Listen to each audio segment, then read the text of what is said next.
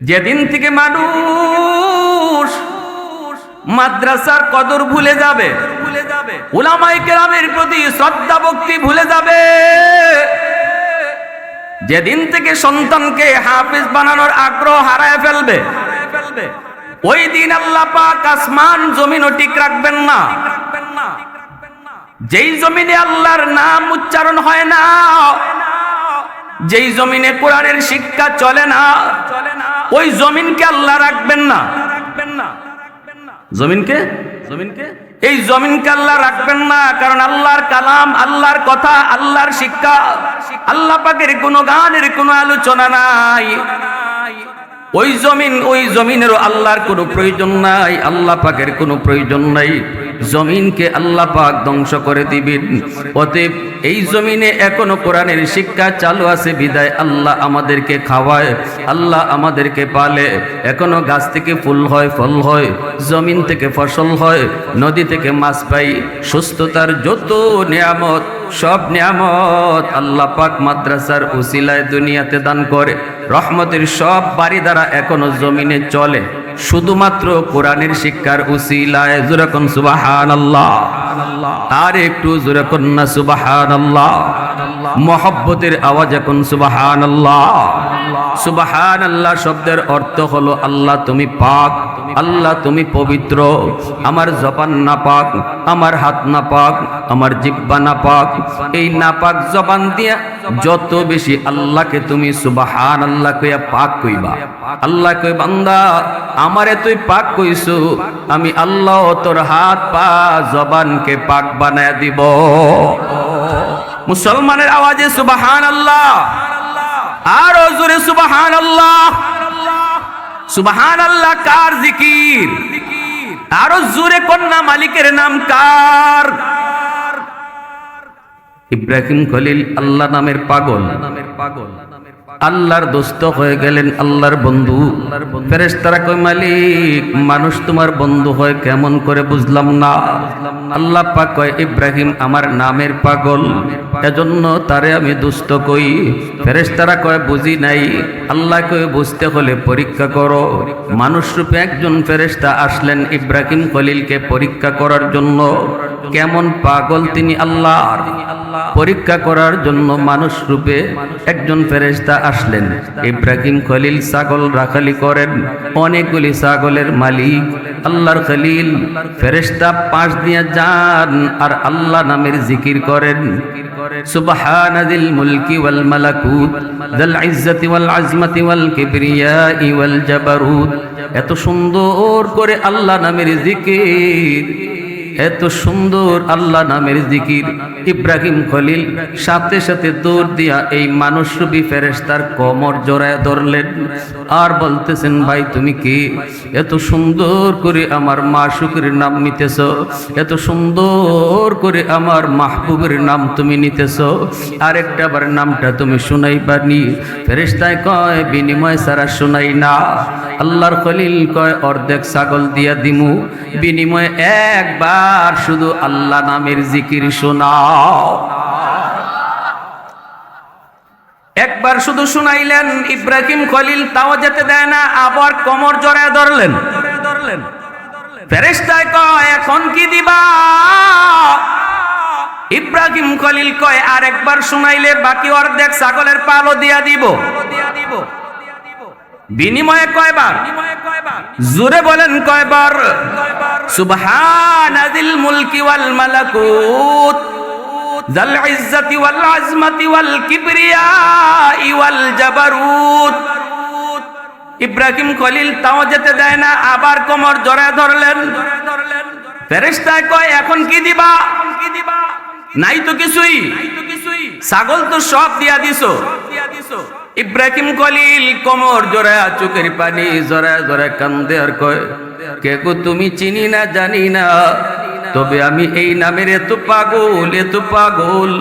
আরেকবার যদি এই নাম তুমি আমাকে শোনাও, আমি ইব্রাহিম সারা জীবনের জন্য তোমার গোলাম হয়ে যাব। একটু জোরে কন্যা সুবহানাল্লাহ। সাথে সাথেই ফেরেশতায় কয় আল্লাহর খলিল বুকে আও, আমার বুকে আও। আমি তোমার ছাগল নেওয়ার জন্য আসি নাই, আসছিলাম তোমাকে পরীক্ষা করার জন্য। তুমি আল্লাহর কত বড় আশিক, আল্লাহ নামের কত বড় তুমি পাগল, এটা পরীক্ষা করার জন্য আসছিলাম। আপনার ছাগল আপনি নিয়ে যান। আর পরীক্ষায় আপনি 100 নাম্বার পেয়ে পাশ করেছেন। মুসলমানের আওয়াজে হয় না সুবহানাল্লাহ বলেন। ये जिक्र खुदा दिल में सदा रखने दिया कर, ये जिक्र खुदा दिल में सदा रखने दिया कर, और नक्श खुदा दिल में जमा रखने दिया कर। क्या जाने हक इस्लाम है कोई फضل इलाही, हर वक्त दौरे कल्ब खला रखने दिया कर। मुर्शिद की नजर गज़ बसर से न होती है, क्या खुश नजरी खुश नजरी खुश नजरी है, क्या खुश नजरी खुश नजरी खुश नजरी है। दिल तूर के दिल जूर दिया सबका खुदा से, क्या दिल शिकानी दिल शिकानी दिल शिकानी है, क्या दिल शिकानी दिल शिकानी दिल शिकानी है।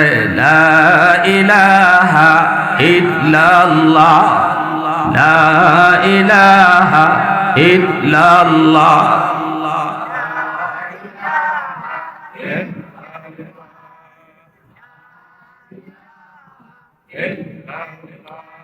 ला इलाहा इल्लल्लाहु मुहम्मदुर रसूलुल्लाह।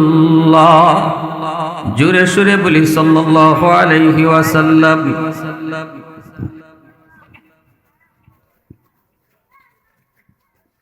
আমার প্রিয় শিক্ষা প্রতিষ্ঠান, যে প্রতিষ্ঠান থেকে আমার শিক্ষা জীবনের শুরু, জামিয়া মাদানিয়া ইসলামিয়া আদমখানি কালিকাপাড়া মাদ্রাসা। আজও মনে পড়ে আমি আমার আব্বার আঙ্গুল ধরে এই মাদ্রাসায় এসেছিলাম, যখন মাদ্রাসা ওই জায়গায় ছিল, মসজিদের পাশে।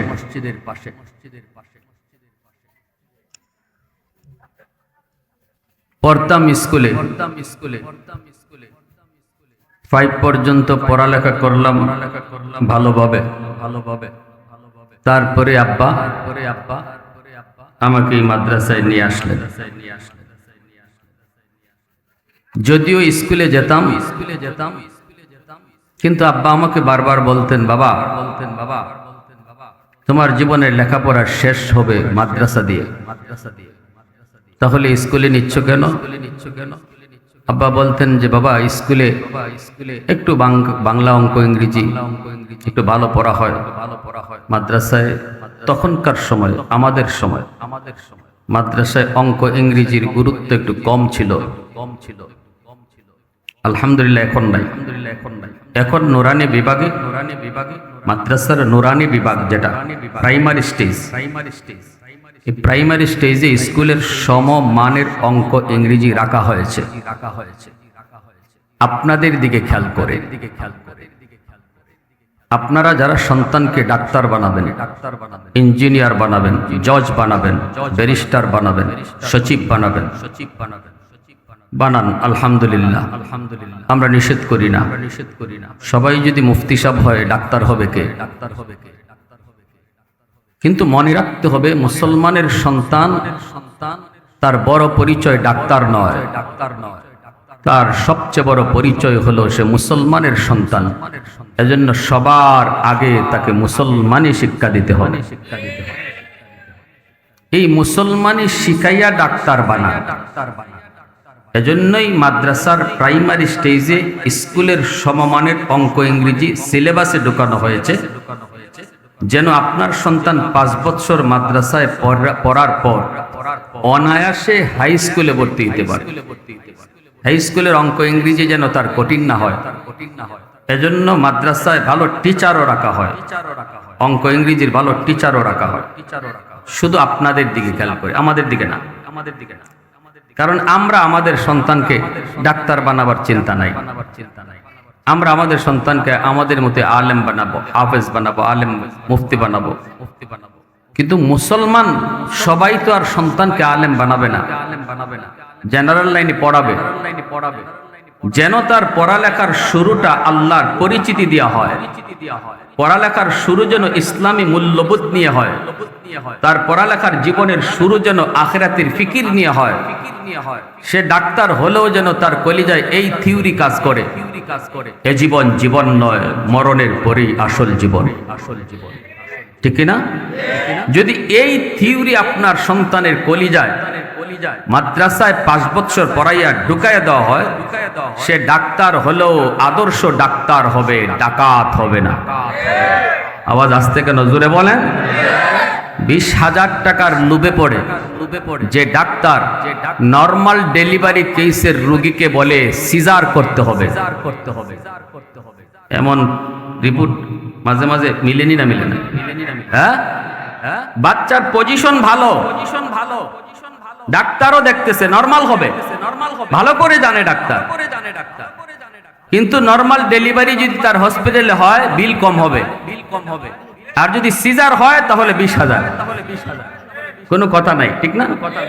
এই 20,000 টাকার লোভে পড়ে যে ডাক্তার আমার একজন সুস্থ বোনকে, সুস্থ মাকে সারা জীবনের জন্য অপারেশন করে অসুস্থ করলো শুধু টাকার লোভে, এই ডাক্তারকে ডাক্তার বলবেন না ডাকাত বলবেন? কেন সে ডাক্তার না হইয়া ডাকাত হলো কেন? কারণ তার কলিজায় এই থিওরি নাই, এই শিক্ষা তার কলিজায় দেওয়া হয় নাই। এ জীবন জীবন নয়, মরণের পরেই আসল জীবন। আপনার সন্তানের কলিজায় এই কথাটাই পাথরে খোদাই করে লিখে দেওয়া হবে 5 বছর যদি মাদ্রাসায় পড়ে। কি ভাই? হ্যাঁ, কিয়ামতের মাঠে আপনাকে কাঠগড়ায় দাঁড়াতে হবে না, বাবাকে মাকে কাঠগড়ায় দাঁড়াতে হবে না যদি 5টা বছর অন্তত মাদ্রাসায় পড়ান। কেন স্কুলে পড়াবো 5 বছর? স্কুলের 5টা বছর কেন নষ্ট করব? কেন তারে আগডুম বাগডুম গোড়াডুম সাজে শিখাবো? এই 5 বছর স্কুলে না পড়াইয়া মাদ্রাসার নুরানিতে পড়াও, ডাক্তার বানান। আমরা নিষেধ করি না, আপত্তি দেই না, কখনো করি না। আমার ইমিডিয়েট আপন ছোট ভাই মাসুমরে তো চিনেন সবাই, বর্তমানে তো সচিব, আইন উপদেষ্টা আসিফ নজরুলের একান্ত সচিব। হোক না সন্তান সচিব, কিন্তু শিশুকালটা তারে ধর্মীয় শিক্ষায় বড় করো, কারণ জীবনের মূল ফাউন্ডেশন হলো শিশুকাল। এই শিশুকালে শিশুদের দিল দেমাগ কাদামাটির মতো, যা লিখতে চাবেন তাই পারবেন। যখন শিশুটা বড় হয়ে যাবে, লিখতে চাইলেও লিখা যাবে না, কারণ মাটি শক্ত হয়ে গেছে। ঠিক না? গাছের চারা পানি তখন দেন যখন চারা গাছে পানি দরকার। গাছ বড় হয়ে গেলে পানিতে লাভ নেই। এজন্য আল্লাহর রহমতে যদিও এই পর্যায়ে পৌঁছে, আল্লাহ পাক নে পৌঁছাইছে ধর্মীয় শিক্ষা। আল্লাহর রহমতে আমার আব্বা যদিও জেনারেল শিক্ষিত, কিন্তু তার সম্পর্ক ছিল, সোহবত ছিল উলামায়ে কেরামের সাথে, বিশেষ করে শাইখে কাতিয়া রাহিমাহুল্লাহ। কাতিয়ার সাবরে চিনছেন না? নাম শুনছেন?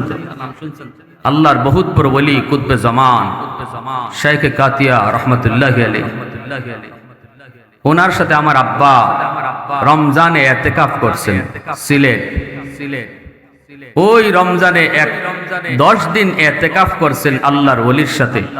ওখান থেকে আমার আব্বার দিল পরিবর্তন হয়ে গেল, আর নিয়ত করলেন আমার সন্তানকে আমি আলেম বানাবো। উলামায়ে কেরামের সোহবতে থাকার লাভটাকে দেখেন। নতুবা আমাদের ফ্যামিলি, আমাদের গোষ্ঠী, আমাদের রক্ত, আমাদের আত্মীয় স্বজন সবাই আপনারা কম বেশি জানেন, কেউ এই লাইনে নাই। ঠিক না? এই লাইনে নাই। সবাই জেনারেল লাইনে সবাই উঠতেছে, সবাই বড় বড় এই সেই অনেক কিছু, কিন্তু আমি শুধু একমাত্র এই লাইনে। কেন? কারণ আমার আব্বার সম্পর্ক ছিল আলেমদের সাথে। এজন্য আল্লাহ রসুল বলছেন, হয় আলেম হও, নয় তালেবে ইলম হও, নয় আলেমদেরকে মহব্বত করো, আলেমদেরকে সহযোগিতা করো, আল্লাহ তোমাকে সফলতার মুখ দেখাবে। ও ফালা তাকুন খামিসা, 5 নম্বর দলে যেও না। এজন্য ভাইরা শুরুতেই কথাগুলো বলতেছি, মনে পড়ে গেল তো, এই তো সেই প্রতিষ্ঠান যেখান থেকে হাজারো উলামায়ে কেরাম বের হয়েছে আপনাদের সহযোগিতায়। এই কালিকাপাড়া আদমখানির মানুষ, আপনারা এই প্রতিষ্ঠানকে দিল থেকে মহব্বত করেছেন, ভালোবাসছেন, ছাত্রদেরকে সুযোগ দিয়েছেন। ছাত্ররা কত দুষ্টামি করছে, আপনারা সেটা সহ্য করে নিয়েছেন। বিদায় আল্লাহ পাক এই প্রতিষ্ঠান থেকে হাজারো উলামায়ে কেরামকে আল্লাহ কবুল করেছেন। আমার উস্তাদ বড় হুজুর এখন আল্লাহ পাক হুজুরের হায়াত আমাদের মাঝে বট গাছের মতো আল্লাহ পাক ছায়া দিয়ে রাখছে। একটা বট গাছ মনে হয় হুজুরকে দেখলে পরেই মনে হয় যে আমরা একটা ছায়ার মধ্যে আছি। আল্লাহ এই ছায়াকে আরো দীর্ঘায়ু করে দেন। সবাই বলেন আমিন, আরো জোরে বলেন আমিন। উস্তাদের মহব্বত পেয়েছি, ভালোবাসা পেয়েছি, খুব মহব্বত পেয়েছি আমি, হুজুরের মহব্বত। হুজুরের বিবি সাহেব দুনিয়াতে আজকে নাই। আল্লাহ পাক আল্লাহর বান্দির কবরকে জান্নাতের উঁচু মাকাম বানায় দেন।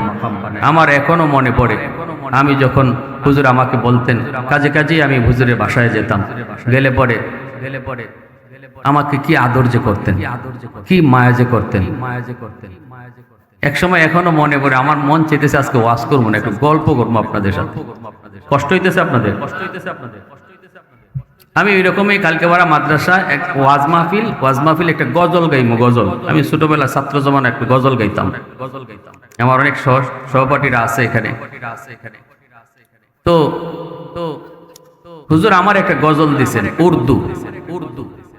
মনে হয়তো হুজুরের এখন মনে নাই, মনে থাকার কথাও না, হুজুর তো এখানে আছে। হুজুর আমার গজল দিছেন, গজলটা দিয়ে বলছেন বাবা এই গজলটা আজকে তুমি মাহফিলে গাইবা। আমি বললাম হুজুর এই গজল এটা কেমনে গাইতে হয়, সুর কেমনে দিতে হয়, আমি তো কিছুই বুঝি না।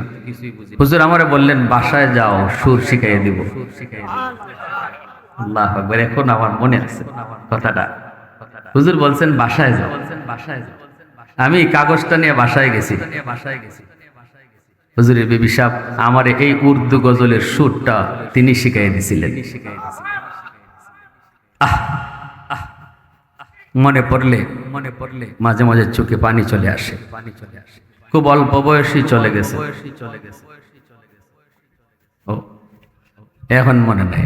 ওই গজলটা পরে প্র্যাকটিস করিনি, আমি অনেকদিন গাইছি। তো ঠিক আছে, আপনার কথাটা আমার ইয়াদ রইল, আমি আবার খুঁজে বের করবো, গজলটা আবার প্র্যাকটিস করবো। কালকে আবার মাদ্রাসার মাহফিলে বসছি বলে আমার ওই কথাটা মনে পড়ছে আর কি। এই কথাটা অটো দিল থেকে বের হয়ে আসছে। এজন্য আমরা সবাই আল্লাহর ওই বান্দির জন্য দোয়া করতে পারি না? তিনি তো মাদ্রাসার কত বড় একজন খাদেমা যে ছিলেন। মাদ্রাসার অভাবের সময় তিনি মাদ্রাসার হাল ধরছেন। এই আল্লাহর বান্দি, যতজন আল্লাহওয়ালা মাদ্রাসা প্রতিষ্ঠা করে গেছেন, জীবনী খুঁজলে দেখা যায় তাদের বিবি সাহেবের অবদান সবচেয়ে বেশি। যেমন কাতিয়ার সাহেব কানতেন আর বলতেন আমি এই মাদ্রাসা নিয়ে পারতাম না, আমি মাঝে মাঝে হতাশ হয়ে যেতাম, আমি মাঝে মাঝে চোখে কিছুই দেখতাম না, কেমনে কি করবো। তখন আমার বিবি আমাকে সান্ত্বনা দিতেন। বিবি সাহেব যেন বাবুর্চি ছিলেন। আমাদের বড় হুজুরের বিবি সাহেব একরকম বাবুর্চি ছিলেন। বাবুর্চি যখন যা লাগে, মাদ্রাসা খাওয়ান নাই, ছাত্রদের খানা নাই, উনি পাক করে পাঠাই দিছে। আমরা সেই ইতিহাসগুলো মনে আছে।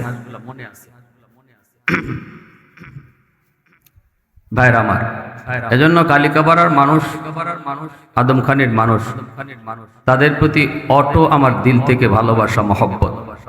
কেন? কারণ আমি তাদের প্রতিষ্ঠানে জীবনের প্রথম লেখাপড়া করছি। আজকে অনেক মুরব্বী এই জমিনে নাই, তারা কবরে শায়িত, যারা এই মাদ্রাসাকে দিল থেকে ভালোবাসছে। ঠিক কিনা ভাই? আমার ভাইরা, বন্ধুরা, যুবক, যেই এলাকায় যেই মাদ্রাসা হয়, আল্লাহ পাক বলেন ওই এলাকার জন্য মাদ্রাসা হলো রহমত। কোরআন হলো আল্লাহর পক্ষ থেকে রহমত। কোরআনের প্রতিষ্ঠান হলো এলাকার জন্য রহমত। ওয়ানুনাজ্জিলু মিনাল কুরআন মা হুয়া শিফাউন ওয়া রাহমাতুল লিল মুমিনিন। আল্লাহ পাক বলেন আমি কোরআন নাজিল করেছি তোমাদের জন্য শিফা বানায়া, কোরআন নাজিল করেছি তোমাদের জন্য রহমত বানাইয়া। এজন্য যেই ঘরে কোরআন বেশি বেশি তেলাওয়াত হয় এই ঘরে রহমত নাজিল হয়। যেই সমাজে মাদ্রাসা থাকে, সমাজের মানুষ মাদ্রাসাকে কদর করে, ভালোবাসে, ছাত্র ওস্তাদদেরকে মায়া করে, ওই সমাজটার মধ্যে আল্লাহ পাক রহমত নাজিল করে। রহমত, আযাব গজব থেকে আল্লাহ বাঁচায়া গোটা সমাজটাকে রহমতের চাদর দিয়ে ঢেকে রাখেন। জোরে বলি সুবহানাল্লাহ। যেখানে রহমত থাকে সেখানে গজব আসে না। রহমত আল্লাহ পাকের গজবকে দূরে রাখে।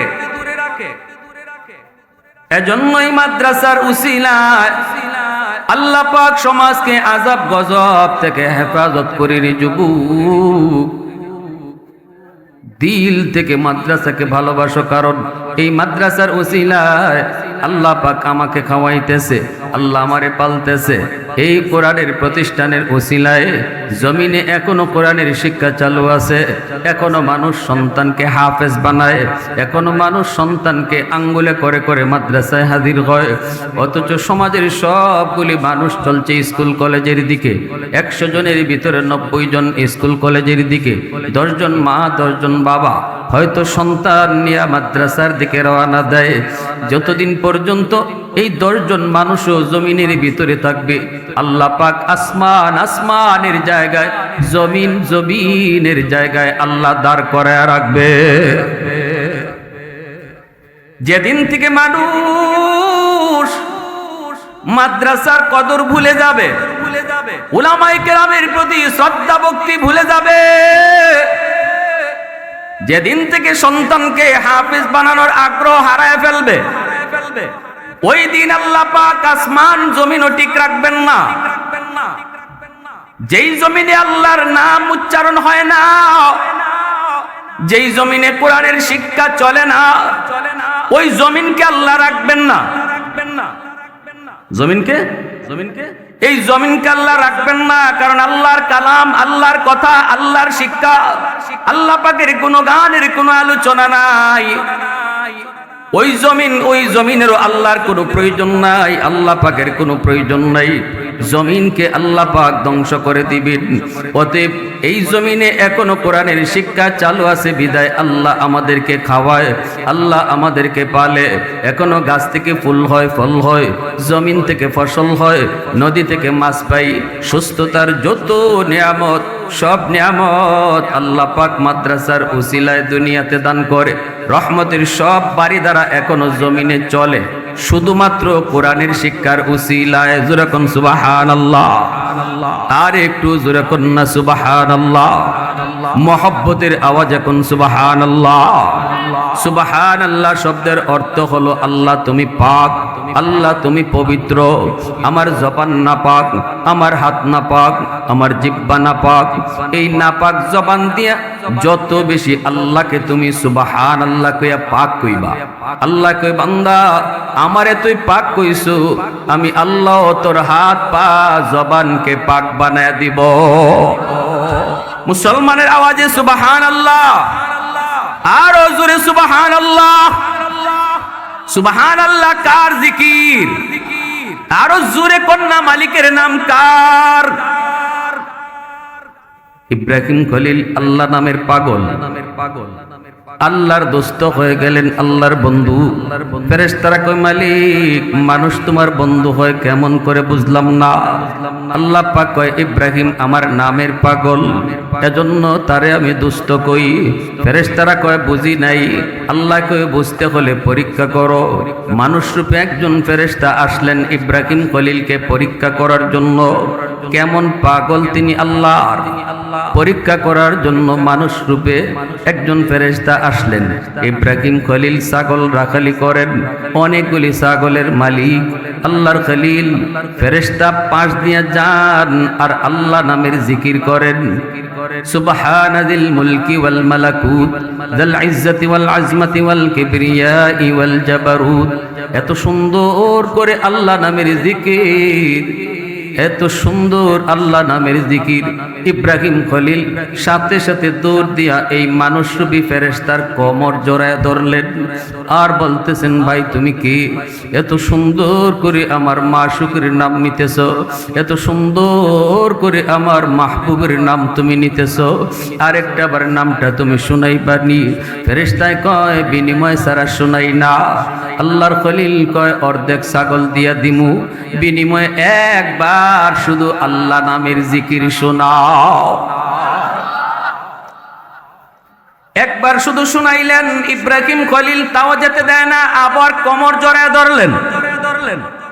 ফেরেশতায় কয় এখন কি দিবা?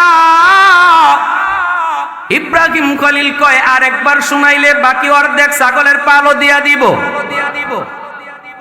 বিনিময়ে কয়বার? জোরে বলেন কয়বার? সুবহানাল মুলকি ওয়াল মালাকুত যাল ইজ্জতি ওয়াল আজমতি ওয়াল কিবরিয়াই ওয়াল জাবারুত। ইব্রাহিম খলিল তাও যেতে দেয় না, আবার কোমর জড়ায় ধরলেন। ফেরেশতা কয় এখন কি দিবা? নাই তো কিছুই, ছাগল তো সব দিয়া দিছো। ইব্রাহিম খলিল কোমর জড়ায় চোখের পানি জড়ায় জড়ায় কান্দে আর কয় কে গো তুমি চিনি না জানি না, তবে আমি এই নামের এত পাগল, এত পাগল। আরেকবার যদি এই নাম তুমি আমাকে শোনাও, আমি ইব্রাহিম সারা জীবনের জন্য তোমার গোলাম হয়ে যাব। একটু জোরে কন্যা সুবহানাল্লাহ। সাথে সাথেই ফেরেশতায় কয় আল্লাহর খলিল বুকে আও, আমার বুকে আও। আমি তোমার ছাগল নেওয়ার জন্য আসি নাই, আসছিলাম তোমাকে পরীক্ষা করার জন্য। তুমি আল্লাহর কত বড় আশিক, আল্লাহ নামের কত বড় তুমি পাগল, এটা পরীক্ষা করার জন্য আসছিলাম। আপনার ছাগল আপনি নিয়ে যান। আর পরীক্ষায় আপনি 100 নাম্বার পেয়ে পাশ করেছেন। মুসলমানের আওয়াজে হয় না সুবহানাল্লাহ বলেন? আরো জোরে সুবহানাল্লাহ। প্রশংসা করব কার? ওয়াহদতি কি হিফাজতি নেহি বেকুওতে বাজু, ওয়াহদতি কি হিফাজতি নেহি বেকুওতে বাজু, আতি নিকি কুছ কামি হাক লে খুদা দাদ, आती निकी कुछ कामी हक ले खुदा दाद। ऐ मर्द खुदा तुझको कुव्वत नहीं हासिल कि किसी गार में अल्लाह को कर याद, जा बैठ किसी गार में अल्लाह को कर याद। ये सच है कि बातिल की तरफदार नहीं हम, गद्दार न समझो हमें गद्दार नहीं हम। फूलों की दौरे नरम मिजाज अपना है नजर, हम तेरी निगी नेज़ा व तलवार नहीं हम, हम तेरी निगी नेज़ा व तलवार नहीं हम। মুসলমানের আওয়াজ এখন আল্লাহু আকবার। এজন্য আমার ভাইরা বন্ধুরা, যুবক একটু দিলটা নরম করে শোনো। দুনিয়া বেশি দিনের নয়। সন্তান জন্ম দিছো কোন নিয়তে? সন্তান তোমাকে টাকার কামাই করে খাওয়াবে? নারী যুবক এমন চিন্তা মন থেকে বাদ দাও। নিয়ত করো সন্তান যেন আমার আখিরাতের পুঁজি হয়। ঠিক কি না? আমার সন্তান আমার কবরের পাশ দিয়া গান গেয়ে গেয়ে যাবে নাকি কোরআন তেলাওয়াত করবে? এই সিদ্ধান্ত নিতে হবে মার, এই সিদ্ধান্ত নিতে হবে বাবার। যদি আমি আমার সন্তানকে কোরআনের শিক্ষায় শিক্ষিত বানাই, আমার সন্তান কবর থেকে গান গাবে না, কোরআন তেলাওয়াত করবে।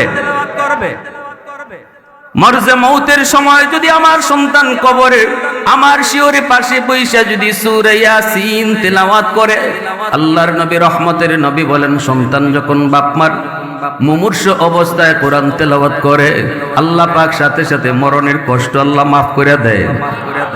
কবরের পাশে গিয়ে যখন ছোট্ট বাচ্চাটা দাঁড়ায়, চোখের পানি ধরায় কান্দে। ভাইরে বন্ধুরা, ও ভাই, চোখের পানিটা ছাইরা যখন কান্না শুরু করি, আব্বা আজকে যদি তুমি দুনিয়া থাকতা, আজ আমি কোরআনের খতম নিয়েছি, আমার উস্তাদ গুণ আমাকে পাগড়ি দিয়েছেন। বাবা তুমি যদি দুনিয়া থাকতে, তাহলে তো আমার উস্তাদদেরকে তুমি মিষ্টি খাওয়াইতে। দুনিয়ায় সবচেয়ে সুখের সংবাদ, মার কলিজায় বাবার কলিজায় সন্তানের মাথায় যেদিন পাগড়ি দেওয়া হয়, এই মা বাবার চেয়ে সুখী আর কেউ নাই। ঠিক কিনা জোরে বলো? যেই মা দেখে আমার সন্তান হাফেজ হয়েছে, তার মাথায় আজকে পাগড়ি। যেই বাবা দেখে সন্তানের মাথায় পাগড়ি, ওই দিন ওই বাবার চেয়ে দুনিয়াতে সুখী আর কেউ নাই।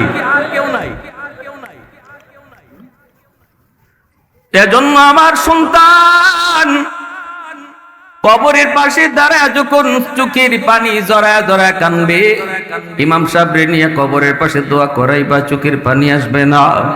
কিন্তু সন্তান যদি মার কবরের পাশে বাবার কবরের পাশে দাঁড়ায়, অটো চোখ দিয়ে পানি চলে আসে। আমি এখনো যখন আমার আম্মার কবরের পাশে যায় দাঁড়াই, নিজেকে আর সামলাইতে পারি না, অটো চোখ দিয়ে পানি পড়ে। আমার আম্মা আমার শুরু জমানার ওয়াজগুলি তিনি শুনছেন, আম্মা শুরুতে তিনি ওয়াজগুলি শুনতেন। বানিয়াচঙ্গের যেখানে ওয়াজ হতো, আম্মা চলে যেতেন বোরকা পরে, পাশের বাড়ির কোনো মহিলার ঘরে বসে ওয়াজগুলি শুনতেন। মহিলারা আম্মাকে বড় মায়া করত, আম্মাকে বড় আদর করত। বাড়িতে আইসা আম্মা বলতেন, আর আম্মা দোয়া করতেন, আল্লাহ আমার সন্তানকে তুমি জগৎ বিখ্যাত আলেম কবে বানাইবা। আল্লাহ তোমার কাছে হাত জোর করে দোয়া চাই। মার দোয়া, বাবার দোয়া কোনোদিন বিফলে যায় না। আজকে আপনাদেরই সন্তান আমি, এই মাদ্রাসারই সন্তান।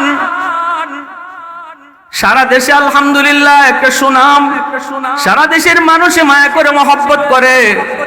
বাড়ি কোথায়? বানিয়াচং। উলামায়ে কেরাম জিজ্ঞেস করে কোন মাদ্রাসায় পড়ছেন, শুরু জমানা বলে কালিকাপাড়া। এত মায়া এত মহব্বত, বলুন তো আমার ভাই যত বড় সচিব, যত উচ্চ র্যাঙ্কে যাক, আমার ভাইকে কয়জন মানুষই চিনে বাংলাদেশে?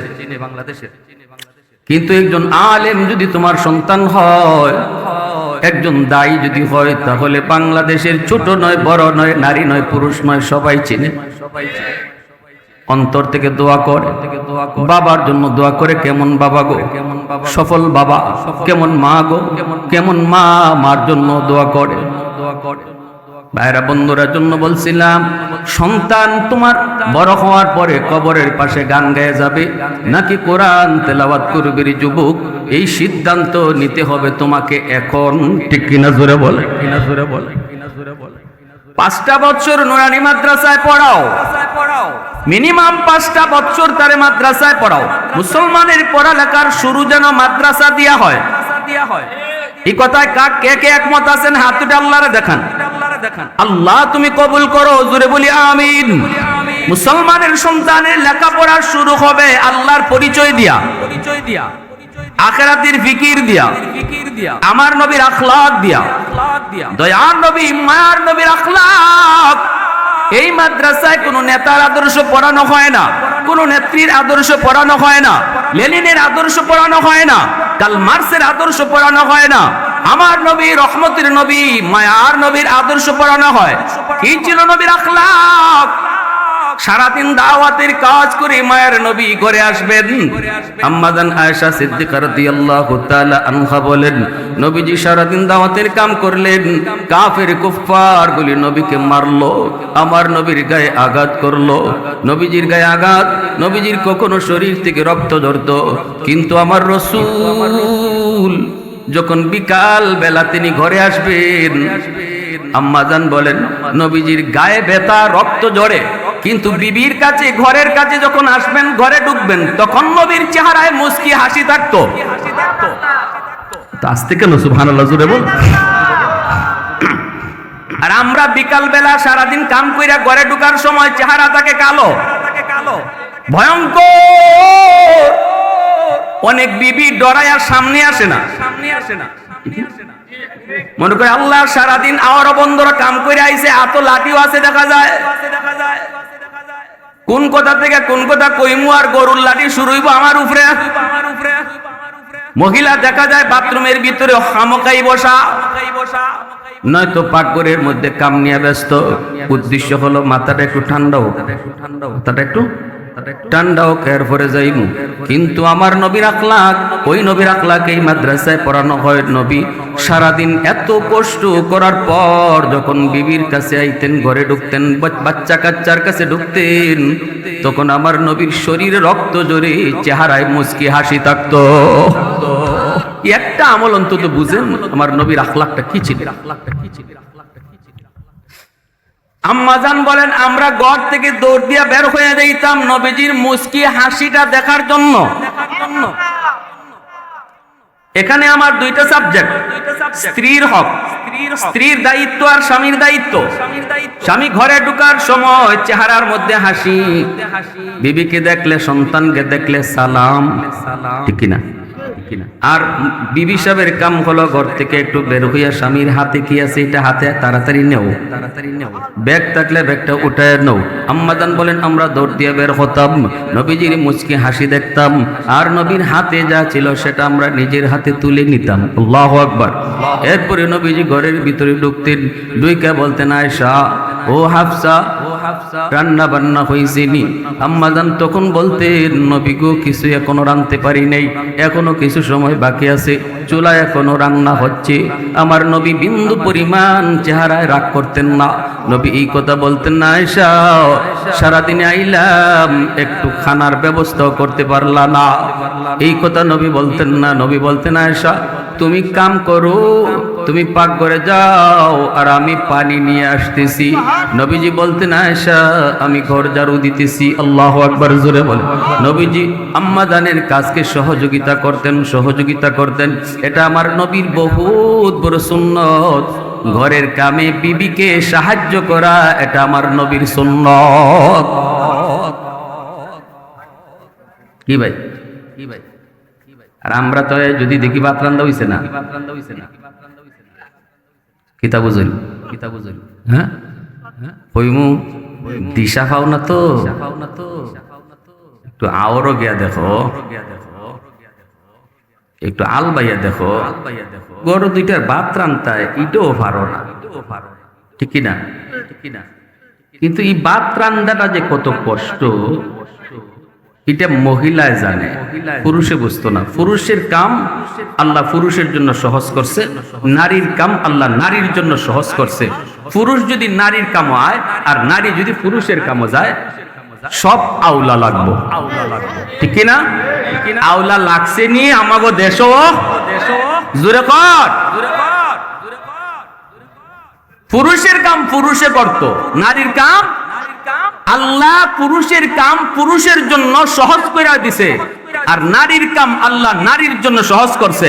একজন পুরুষে খালি কইয়েন, আমি চ্যালেঞ্জ দিলাম এখানে, যদি আপনি আমার কথা মানতে পারেন, একটা দিন আপনি সকাল থেকে নিয়ে ঘুমানি পর্যন্ত মহিলায় যে কাম করে এই কামটা আপনি কইরে দেবেন, পারবা? খালকে বড় এখানে কেউ? হ্যাঁ, এমনি তো মনে হয় সহজই, কিন্তু কইরা দেখেন। তা নবী রহমতুল্লাহ খেলে একটা মিসাল দিছেন, কইমুনি আপনাদেরকে। মনোযোগ আছে সবার না? পেটে বুক লাগছে?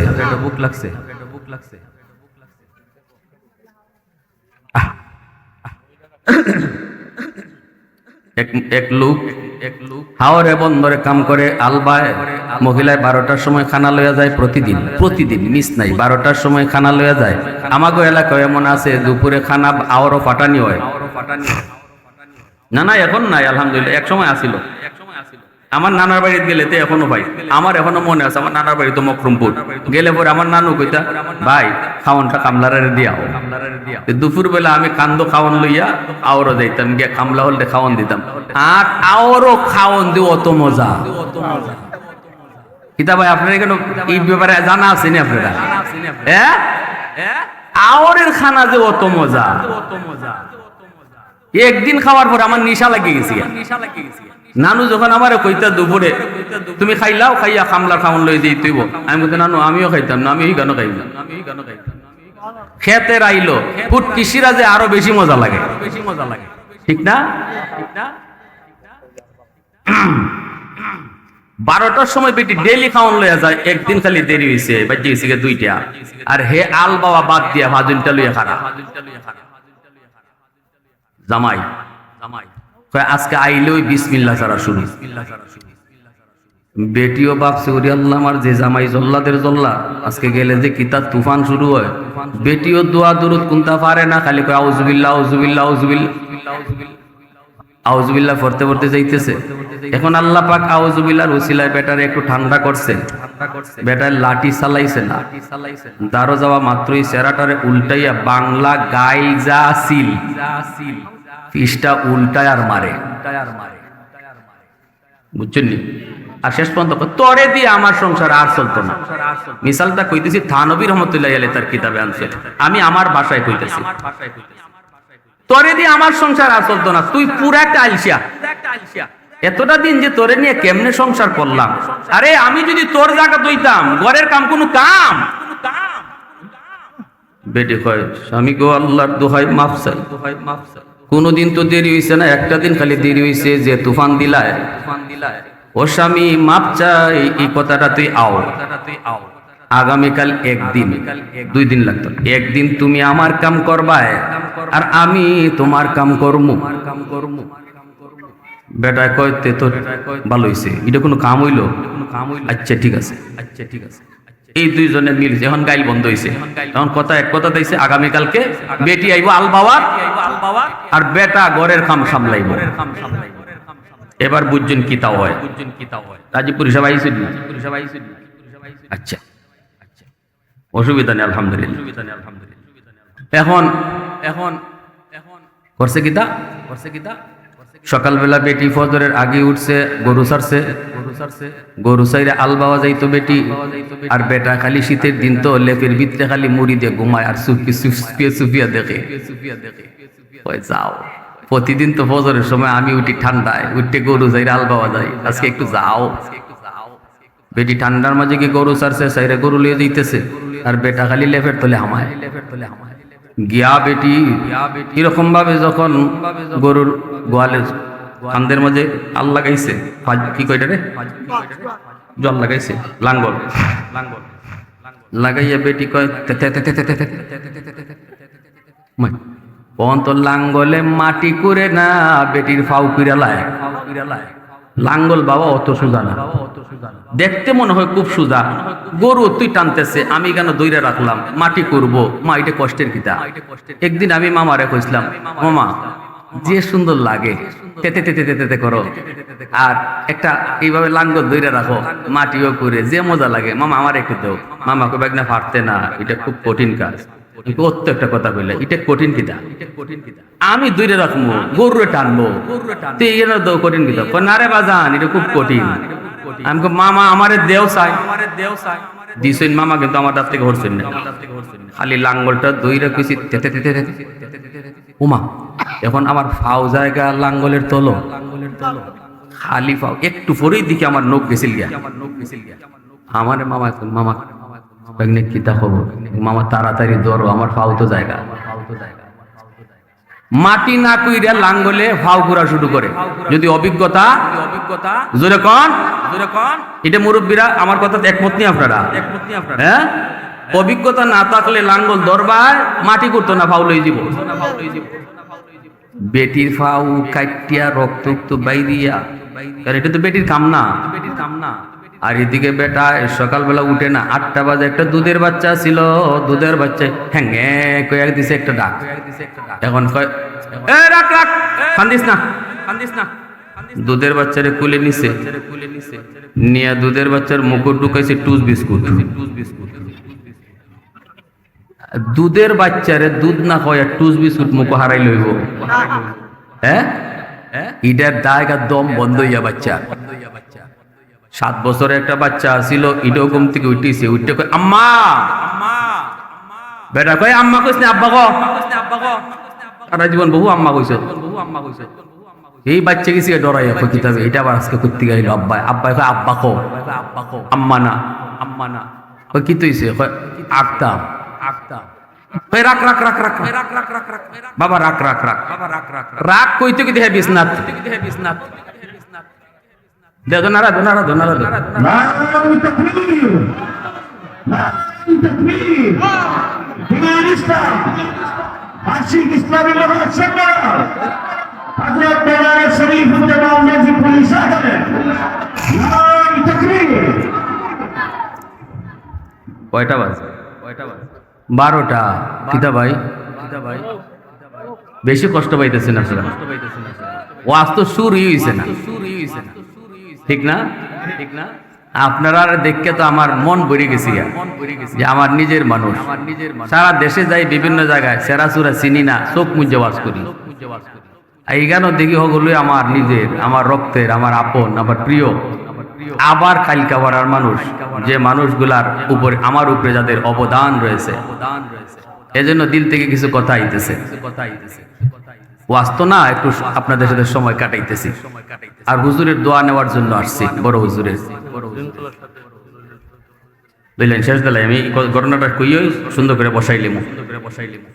এখন এই বাচ্চায় দিছে, এ বাবা বউ না তুমি, এ বাবা বউ না তুমি, বিছনার মাঝে ছাড়ছে। এখন বেটা কি করবো? ও বাচ্চা রে, তুই এটা কি তা করলি? এখন মাফলার দিয়া মুখ ফেসাইছে বালা কইরা, বেটা গন্ধ ভাল লাগে না, লাগে না। আর মাঝে কত পায়খানা আতাইলো, মায় কোনোদিন মাফলার ফেসাইলো না, ঠিক না? জোরে ক। আর আমরা বাপ হল কি যার দারুন নি, বাপে বাচ্চারে কুলো নিছে, হ্যাঁ, কুলো নিয়ে ফসা করে দিছে, পাখানা করে দিছে। পাখানা করতে কুলো নিয়ে করতেছে আমার ফুত, আমার ফুত, আমার ফুত, আমার ফুত। যেই খালি পাখানা করছে, নাও তোমার পুত্রে নাও, তখন এই বিটির ফুত, বুঝলে না? হন পাখানা করছে, হন এই বিটি ফুত।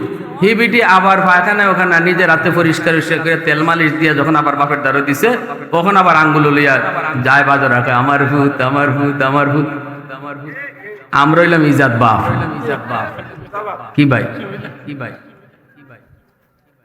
এখন এদিকে হইছে কি তা হেতো, আচ্ছা মাতমনে। এরপরে এদিকে তো ইটার পড়ছে, পায়খানা করছে, এই বাচ্চারে লইয়া ইটারে এক হাতে লইছে, আর দুধের টারে কুলো লইছে, লইয়া গেছে গাটো গে দইব। কোন রকম দইতে গেছে, এমনি দেখে গোয়াল করে একটা গাবি গরু, দুধের গরু। ইটা 8টা 9টা বাজে গেছি গা, এখনো দুধের গাড়ি দুধ কিরানি হইছে না। বেটি প্রতিদিন ফজরে করে উঠে দুধ কিরাইতো, এখন 9টা বাজে গেছে, এখনো দুধ কিরানি হয় না। বাসুরও পাগল, মাও পাগল, রশি মুশি সি দিয়া বাড়িতে দৌড়। এদিকে একটা কুলো, আর একটা আতো, একটা পায়খানা, আর এইদিকে গাই ফাতারে দৌড়। গাটো গুটো গিয়া গুসল উসল করে যাইতারে, আইনা গরির পায়ে চেয়ে দেখে দুপুর 12টা, এখনো চুলায় আগুন ধরাইছে না। অথচ তার 12টার ভিতরে বল লাগে খানা লইয়া দেওয়ার কথা। কথাটা বুঝছেন? কথাটা বুঝছেন? বেটি তো প্রতিদিন 12টা বাজে লইয়া যাইতো, একদিন খালি 2টা বাজছিল, আর বেটায় বাংলা গাইল দিছিল। আজকে কত হইলো, বেটি যাইব আলো আর টাইম রাইন্দে উইন্দে খাওয়ান লইয়া 12টার ভিতরে যাইতা। এখন হে ছায়া দেখে 12টা বাজে, এখনো চুলাত আগুন হই। এখন বাচ্চা দুইটারে দুই দিকে লইয়া, দুইটা আম্মা আম্মা কইয়া কান্দে, আর হে উসরার মাঝে বইয়া বইয়া তুতার মাঝে হাত দিয়া কয়, কই গো তুমি কই? বেটি যখন দেখে 1টা বাজে গেছি গা, জামাইয়ের খবর নাই, 2টা বাজে খবর নাই, লইয়া যাওয়ার কথা 12টায়। বেটিরও পাওয়া দেয় রক্ত পড়তাছে। বেটি কই বুঝছি রে, বাড়িত মনে কেমন হয়ে গেছি। বেটি আইসে বাড়িতে, আইয়া দেখে জামাই এতিমের মতো বইয়া বইয়া কয়, কই গো তুমি কই? বেটি কয়, ওই তো আমি ওই।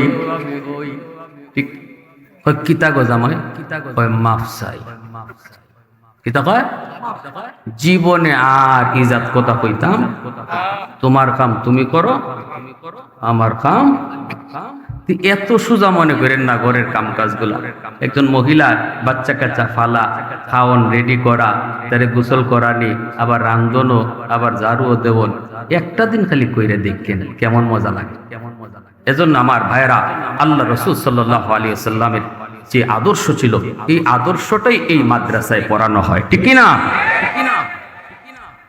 আমার আপনার সন্তান নবীর আদর্শে আদর্শবান হোক কারা কারা চাই একটু হাত উঠে আল্লাহকে দেখা আল্লাহ তুমি কবুল করো জোরে কোন আমিন আরো জোরে বলেন আমিন পরিশেষে বড় হুজুরের নেক হায়াত কামনা করি আপনাদের জন্য একটু সিন্নি আছে এটা কিন্তু আপনারা আগের থেকে জানুন না আওয়াজটা বেশি সুবিধা লাগতেছে এলান হইছে আরে আল্লাহ তেতো পুরা জানাই আছে এখন তাজিপুরি হুজুরে চিনেন না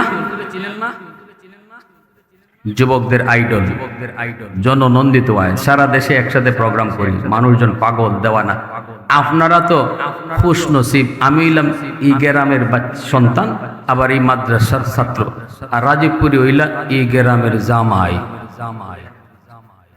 এই সুবাদে ফাইলিছেন মাগনা ঠিক না একবারে ভানিবাদ নাইলে তাইনের লাগে আমরার লাগে নিবার লাগে ওই মানুষে দিনাজপুর থেকে এই দিন আইসে একদল বিমানে কইরা খালি হুজুর আপনার এক নজর দেখতাম বাড়ি কই আপনার আমি বললাম বান্যাসু হুজুর দেখতাম খালি আপনার আমাকে ভিডিও কলে দেখতে লাও কয় হুজুর মন ভরে না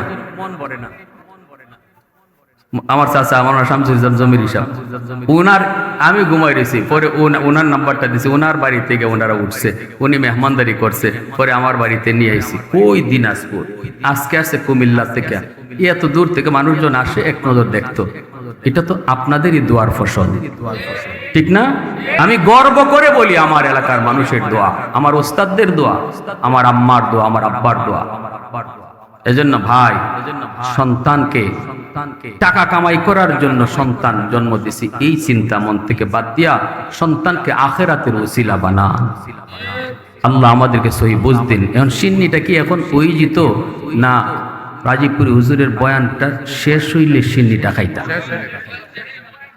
দুইজনে না তিনজনে কইছেন শেষ হইলে আর বাকিরা আমি খুশি হইতারলাম না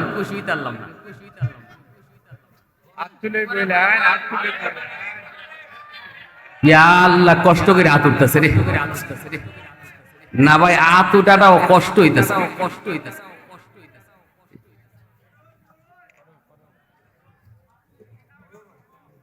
হুজুরে বেশি সময় করতাম না আধা ঘন্টা কয় ঘন্টা না না না না না এটা আপনারা